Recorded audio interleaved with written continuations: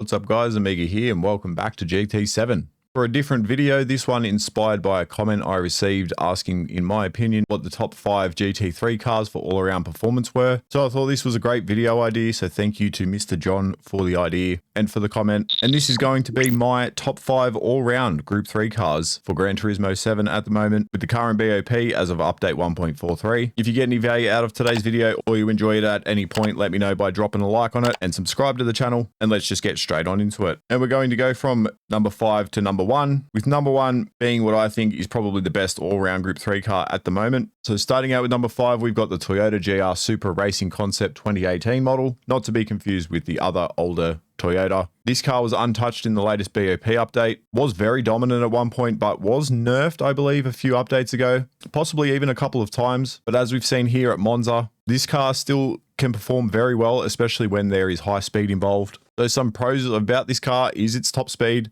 and it is a personal favorite of mine. I was very familiar with this car, drove it a lot, particularly back when we had Spa as a daily race. I really fell in love with the combination of the Supra at Spa. And the only cons I would say about this car is it can be quite tricky to drive, particularly on hards. And it does have some odd gear shifting. As you can see here, I do shift from 2nd to 4th, and you shift really early from 5th to 6th in this car to really get the most out of it. Because it has such high torque, I think that that's why putting it in a higher gear than you normally think, or shifting slightly early, does give you a bit more power and a bit more speed ultimately. But that can take a little bit of getting used to. And moving on now to number 4, we have the Porsche, which I honestly don't really drive much, haven't really driven it much lately, but it is a very well-balanced car. Some of the pros for this car is definitely going to be the fact that it is so well balanced. It makes it pretty good on hard tires, contrary to the Supra, and it has very good acceleration out of low speed corners. And this has been untouched for actually quite a few updates. I can't even remember if this car has been touched. It may have been nerfed when I first started playing the game, but I honestly don't really recall. But yeah, no real negative things that I can think about, to be honest, with this car. And moving on to number 3, we have got the Mercedes-AMG GT3 2020 model, one of the newer cars that have been added to the game.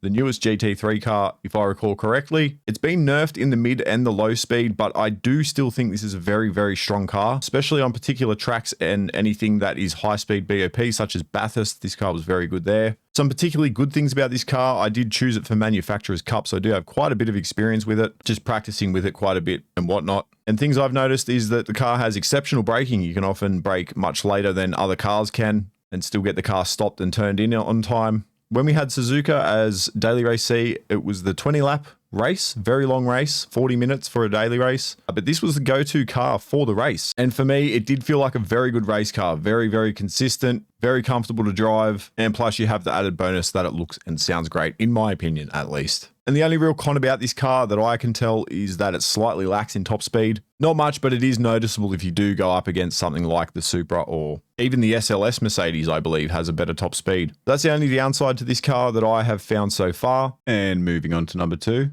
we have got the McLaren 650 GT3 15 model. This has been buffed in all of the BOP tracks. So low, mid, and high speed. It's had 5 kilograms of weight taken off it. So this car was already quite decent.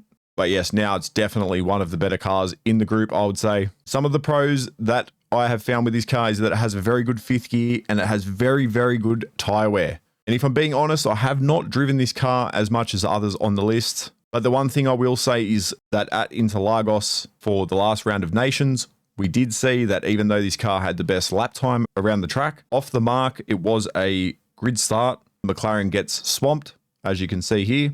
But yeah, overall, very, very strong car. Now finally moving on to our number 1 for the day. This is my number 1 all-round Group 3 car at the moment, and it's going to be the Lexus RCF GT3 2017 model. This car's been buffed in the high-speed BOP tracks, which seen it overtake the Genesis when the BOP changes took place, whilst Mount Panorama was our daily race. We see the Genesis was dominating the leaderboard, and then we seen the changes come in, and then the Lexus coming in and taking the top spot and then filtering out some of the Genesis. So very, very strong car. And in my opinion, much easier to drive than the Genesis. It does feel like it is kind of going to be the new Genesis, I would imagine. It's pretty much as quick, but it's a hell of a lot easier to drive. So that's why I think this will probably be the number 1 Group 3 car for the foreseeable future until the BOP changes. But that is just my opinion. The pros for this car is just its outright pace. It is just so quick. Like I said, it's similar to the Genesis, just good pretty much in every aspect. As we spoke about, it's been dominating the leaderboards, and it is a V8 such as the AMG, so it does sound great as well. There is that bonus. And the cons, I don't really know enough about the car, so maybe this list would change later on once we find out what the weaknesses of this car are.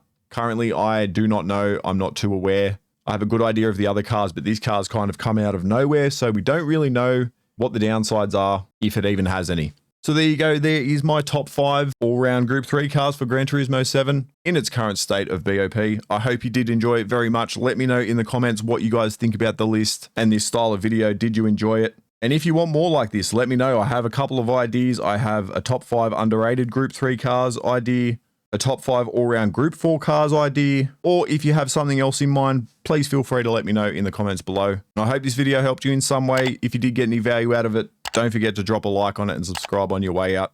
As always, thank you guys so much for watching, and I'll catch you in the next one. Cheers.